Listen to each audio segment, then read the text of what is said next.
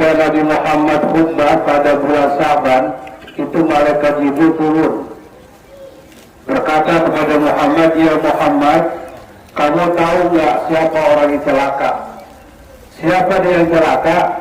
Dia yang ketika disebut namamu diem aja. Oh, diem aja. Padahal punya bahaya. Sayyidina Muhammadin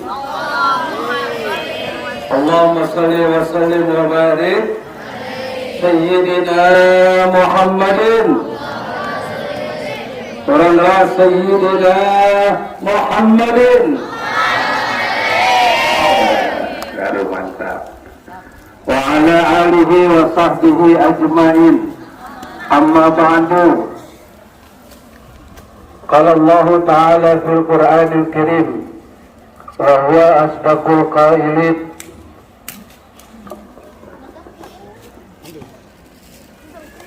Bismillahirrahmanirrahim.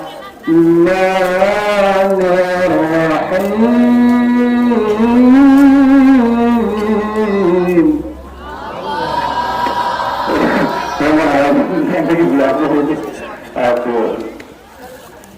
Ada lagi ya? Coba apa itu ya? Kalau lagi baca Quran, jawab Allah. Gimana? Gimana? Lagi keras? Lagi keras? Saya akan makan untuk panasnya kurang gede. Bismillahirrahmanirrahim.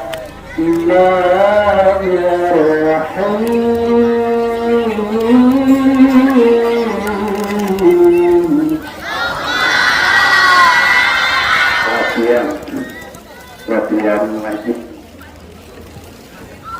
Subhanalladzi asra bi'abdihi layla. Ternyata cowok doang kenal Allah, wanita nggak kenal. Kenalnya cowoknya doang.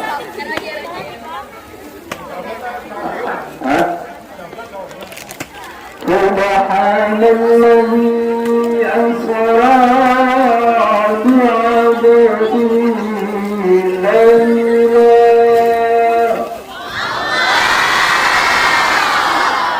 Ya, maskernya buka, maskernya buka. Ada ngapa-ngapa. Omikronnya udah pergi. Omikronnya udah per. Kemudian corona udah per. Udah vaksin kan? Berapa kali? Tinggal 1 kali lagi. Namanya apa? Namanya apa? Nah, apa namanya? Booster. Namanya apa? Booster. Booster. Nanti kalau booster, atakin muter-muter. Al-Muqaddamun, para asatidz, para ustazah yang cukup banyak pada siang hari ini, dan para ibu-ibu, anak-anak semuanya yang berdoa tubuh antisipasi semoga diberikan kesehatan beliau, diberikan panjang umur, bisa membawa kita ke tempat yang lebih baik. Halo, pada hari ini Bapak akan menceritakan tentang Isra Mi'raj yang banyak-banyak dikit saja. Yang kedua tentang Nisfu Sa'ban, yang ketiga tentang Ramadan, yang keempat tentang tarawih, yang keenam tentang Al-Quran. Banyak amat ya. Anak-anak sekalian, Isra wal Mi'raj, Isra wal Mi'raj itu dari segi bahasa namanya Isra jalan. Kalau jalan, kalau kita jalan namanya Isra namanya. Jadi berjalan jalan dari bawah ke atas nih. Nah, ini namanya Isra nih. Namanya jalan. Nah, namanya apa nih? Mi'raj. Mi'raj itu naik. Nah, naik. Jadi Isra itu dari Mekah ke Madinah, dari Mekah ke Palestina, sampai ke Sidratul Muntaha, itu kalau diukur dengan akal nggak bisa. Kalau pakai akal lebih, coba bayangkan bareng-bareng. Halo, dari kota Mekah sampai ke Palestina itu jarak perjalanannya itu kurang lebih 1239 km. Berapa?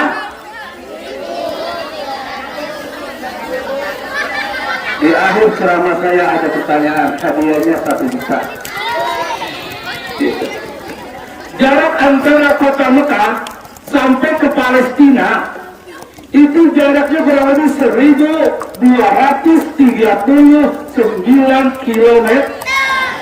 Itu kalau mereka jalan kaki, itu 1 bulan nggak selesai, saudara. 1 bulan nggak sampai, apa gempor kakinya nih. Jarak begitu jauh. Dari sana naik lagi ke langit sampai 700 langit. Sampai sekarang kita belum tahu langit itu ada 7. Sudah melihat belum? Sampai ke 700 langit, sampai ke Sidratul Muntaha, balik lagi ke bawah dalam waktu 1 malam. Tidak bisa diukur dengan akal, tidak bisa dengan akal. Tapi dengan apa? Dengan iman. Kalau Allah yang berkehendak, tidak ada yang tidak bisa.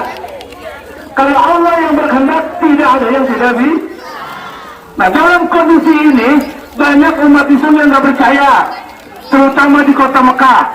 Ketika terjadinya Isra Mi'raj, maka terbagi menjadi 3 kelompok. Halo,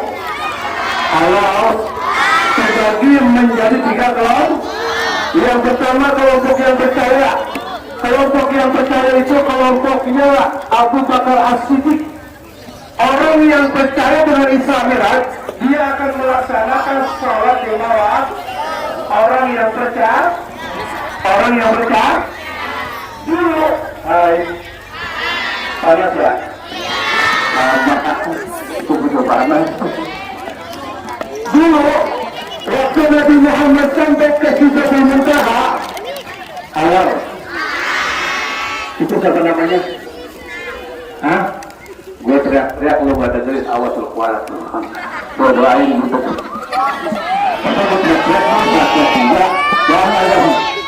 Jangan. Kalau lagi teriak-teriak, lu teriak-teriak juga. Jadi kita teriak-teriak kan dong. Teriak-teriak. Cuman teriakan gue ada pahalanya, lu mau enggak enak aja. Contohnya dong, cewek diem. Dulu waktu Nabi Isra Mi'raj, itu sholatnya 50 waktu, saudara. 50 waktu. Coba bayangin, kalau sholat 50 waktu, kita nggak bisa sholat.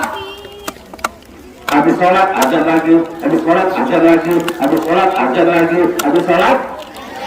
Habis sholat. Habis sholat. Habis sholat. Habis sholat. Habis sholat. Kapan makannya kita? Kalau sholatnya 50 waktu. Tapi Rasulullah nggak pernah nolak. Apapun yang disuruh oleh Tuhannya, Rasulullah nggak pernah nolak.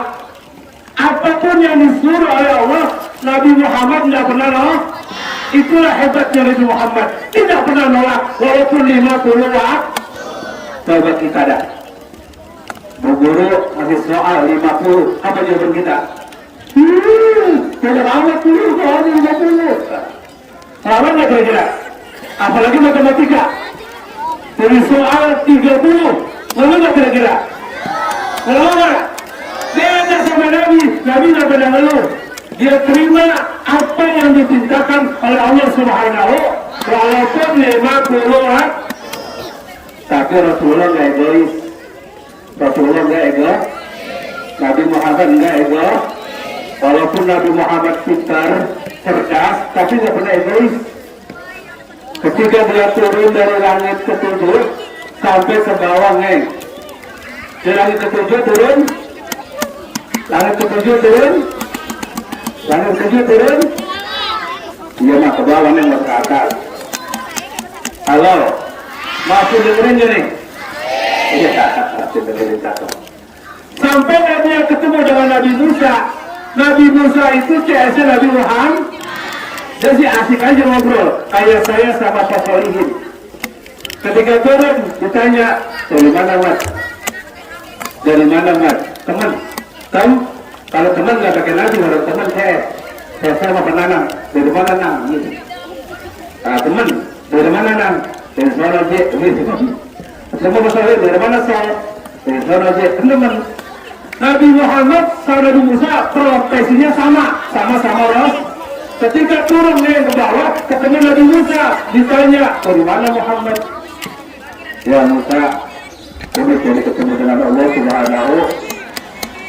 Kata Nabi Musa, dapat apa dari Nabi Muhammad? Halal. Dapat apa dari Allah Subhanahu? Dapat salat ya Musa. Berapa rakaat? Dapat salatnya? 50 rakaat. Nabi guys, apa kata Musa? Ya Muhammad, sekarang kau balik sana. Minta sama Tuhanmu, jangan sampai 50 rakaat. Jangankan 50 ya Muhammad, umatku saja nggak sanggup yang besar-besar. Umatku aja nggak sanggup. Bagaimana umat kamu ya Muhammad yang kecil-kecil? Umat Nabi kecil? Umat Nabi kecil? Umat Nabi kecil? Umat Nabi kecil? Umat Nabi kecil? Umat Nabi Muhammad kecil-kecil. Nggak bakal sanggup ya Muhammad. Nabi Muhammad nggak sombong. Walaupun dia hebat, walaupun dia punya ilmu banyak, walaupun dia mulia, mau dinasehati oleh orang lain. Tuh akhlak Nabi Muhammad, akhlak Nabi Muhammad. Walaupun dia hebat, walaupun dia punya ilmu banyak, tapi mendengarkan nasihat orang lain. Itu ciri orang yang berilmu. Kata Nabi Muhammad, baiklah Kak, berangkat. Nabi Nabi ngeng, naik ke atas. Minta lagi sama Allah dikurangin, airnya dikurangin, jadi 40 turun lagi. Kata Musa masih kebanyakan, naik lagi. Minta lagi, bolak-balik sampai 5 kali bal. Akhirnya tinggal 5 waktu, zuhur, asar, maghrib, isya, subuh. Kerjain nggak? Benar. Zuhur berapa rakaat? Cakep. Asar berapa rakaat? Cakep. Maghrib berapa rakaat? Cakep. Isya berapa rakaat? Cakep. Subuh berapa rakaat? Cakep. Berapa semuanya? 17 rakaat. Kita melaksanakan dalam 1 hari 1 malam, dan itu wajib bagi kita. Jangan nama sholat sama nauzah. Dulu ada satu buah lagu begini. Nah, begitu lagunya. Wah, benar-benar dulu lagu itu tentang sholat. Nah, lagunya Wali, itu kan Wali. Kenal lagu Wali? Halo, masih ingat lagu Wali? Masih ingat nggak? Disuruh sholat. Oke, masih ingat nggak? Disuruh sholat, disuruh zakat. Terus, kamu lupa ya? Jangan lupa ya? Disuruh sholat, tak pernah mau. Disuruh zakat, juga tak mau. Bulan puasa datang melulu. Bocah.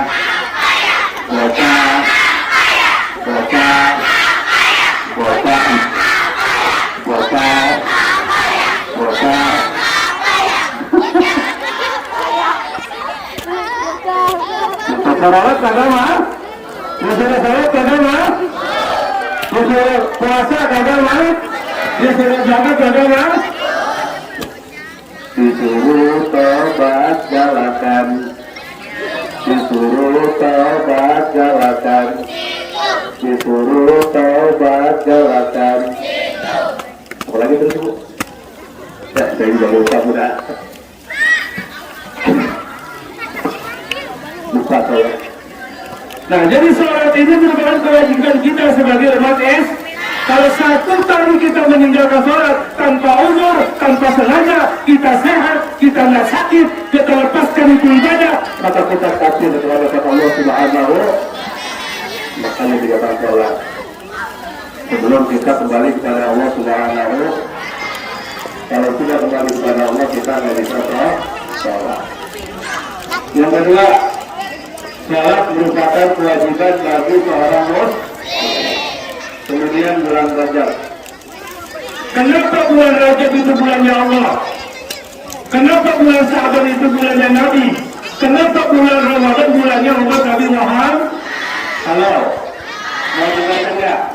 Kenapa bulan Rajab itu bulannya Nabi? Karena bulan Rajab itu ada peristiwa Isra Nabi kita Muhammad Sallallahu Alaihi. Allah tunjukkan kekuasaannya di surga. Allah tunjukkan kekuasaannya di dunia agar Nabi Muhammad merasa senang, merasa puas dengan kekuasaan Allah Subhanahu. Jadi bulan Rajab itu bulannya Allah Subhanahu. Makanya umat Islam itu dibagi tiga. Bulan Rajab itu bulan pembersih hati. Kalau bulan Rajab bulan pembersih hati, karena ketika Nabi Muhammad Isra Mi'raj itu dibersihkan dulu hatinya. Halo, coba jangan ngobrol sebentar sedikit lagi. Jadi bulan Rajab itu ketika Nabi Isra Mi'raj dibersihkan dulu hatinya dibersihkan. Jadi buat kita, sebelum Rasulullah diberikan perintah sholat, sebelum Rasul Isra Mi'raj, Rasul dibersihkan dulu hati, dibedah oleh malaikat Jibril, dicuci hatinya sehingga bersih ketika menghadap Allah Subhanahu. Apa efeknya buat kita? Buat kita efeknya adalah jangan pernah sholat kalau hati kita belum bersih. Ketika kita menghadap Allah, ketika kita mau sholat, bersihkan hati kita dari sifat-sifat sombong, dari sifat-sifat dendam, dari sifat iri hati, dari sifat-sifat iri. Bersihkan hati kita ketika menghadap Allah Subhanahu. Kalau hati kita belum bersih, jangan sholat dulu, hilangkan dulu kebersihan hati kita. Baca surat An-Nas. Ketika usolli, itu mesti kita berorang. Tidak foto bersih baca. Henti dulu bersih, jangan sholat dulu. Baca An-Nas. Pagi dulu baru. Orang beli, pagi baru. Orang ini kemarin, dia mana mahal lagi nih. Tidak, mudah-mudahan diganti. Ada wajib tadi kalau wudhu. Nah, perhatikan. Cuma nyampe sini doang nih wudhunya. Cuma nyampe sini wudhunya. Karena di sini nggak bisa betul-betul pada atas. Ini wudhu seperti ini akan ditolak oleh Allah Subhanahu. Wudhunya sampai siku-siku saya nggak sini nih. Yang cewek, kalau aku sudah mau ditolak dari cewek. Sampai sini. Kalau sampai sini doang, ini kebanyakan di anak sekolah SMA kebanyakan. Kalau Jumat coba liatin, kalau aku terawih, ibu-ibu yang nggak pernah ngaji, sini nih katanya. Jangan saya, kalau kita berwudu, semuanya dibasuh, jangan ada di mana. Contoh yang paling gampang nih, perhatikan. Halo lagi. Ini kalau kita masuk kaki nih, perhatikan. Ini belakang saya nih, masuk kaki. Dia masuk kaki begini, tuh. Begini, saudara, sebenarnya begini. Ada yang masuk begini. Itu salatnya nggak sah. Kalau maksudnya begini, itu nggak sah. Perhatikan, yang namanya ngebasuh itu dipegang sayang. Kalau ini namanya siram, namanya nyiram kaki. Emang ada? Yang kelima menyiram kaki ada wajahnya? Nggak ada. Yang ada ngebasuh kah? Perhatikan, kamu angkat kakinya, kamu basuh dan pegang kakinya, kamu cek, baca sama sini basuh. Jangan cuma gini ya. Sholat Anda tidak akan diterima. Pantas kalau doa-doa kita tidak pernah dikabul oleh Allah Subhanahu. Lantaran duduk kita tidak ada. Hati-hati. Kalau perempuan, kalau dibasuh rambut itu kadang-kadang kita nggak kena. Karena di sini gitu ya. Nggak kena kadang-kadang di sini ya. Yang berasa rambut di sini itu. Yang saya lihatin begitu. Jadi jangan sampai sebenarnya. Ya, ini namanya menyir. Tapi basuh yang bagus. Supaya salat kita baik. Kenapa? Nanti pada hari kiamat, ketika dikumpulkan di padang mahsyar, Allah akan panggil manusia dari 4 penjuru pintu surga. Yang pertama Allah panggil manusia dari pintu surga namanya Babus Salah. Yaitu pintu surga yang namanya Kalau dia salatnya baik, maka dia akan masuk ke dalam surga melalui surga namanya bagus sholat. Kalau salatnya baik, diikuti dengan wudhunya baik. Saya perhatikan, ketika Nabi Muhammad tadi jalan surga, kalau sedikit lagi baru 10 menit. Nabi jalan ke surga. Ketika sampai di surga, Rasulullah itu mendengar ada suara telapak kaki berjalan. Tahu suara paket nggak?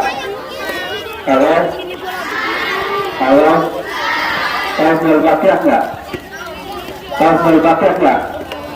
Kalau berjalan di mana bunyinya? Gimana? Coba nih. Masuk lagi jalan, dengan suara telapak kaki itu plak di surga. Gimana suaranya?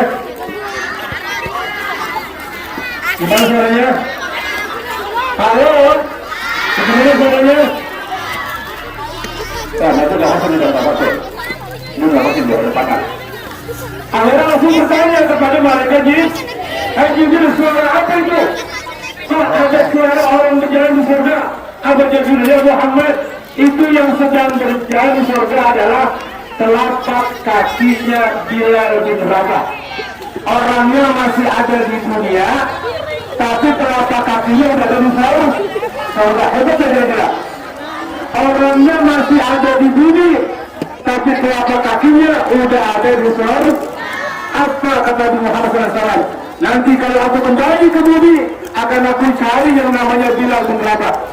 Apa yang menyebabkan dia mampu menyampaikan kakinya ke surganya Allah Subhanahu, padahal orangnya masih hidup, tapi telapak kakinya udah ada di surganya Allah Subhanahu. Ternyata singkat cerita, cuma satu amalan yang dipakai oleh Bilal bin Rabah. Bilal bin Rabah tidak pernah meninggalkan wudhu. Bilal bin Rabah tidak pernah meninggalkan wudhu. Bilal bin Rabah tidak pernah batal wudhu. Kalau batal, wudhu lagi batal, sampai beliau meninggal dan tidak pernah batal wudhunya, tidak pernah meninggalkan air wudhu. Nah, maka itu kalau Anda pengen cakap mukanya, banyak berwudhu, terutama yang hitam-hitam tuh. Hitam-hitam mukanya banyak mirip. Dia kiamat mukanya bercahaya, bekas cahaya air wudhu. Hadir rahimahumullah, ini saja udah cukup panas ya. Masih banyak Ramadan, tapi karena udah panas, konsentrasinya kurang. Ya, kita bersalah dulu. Salam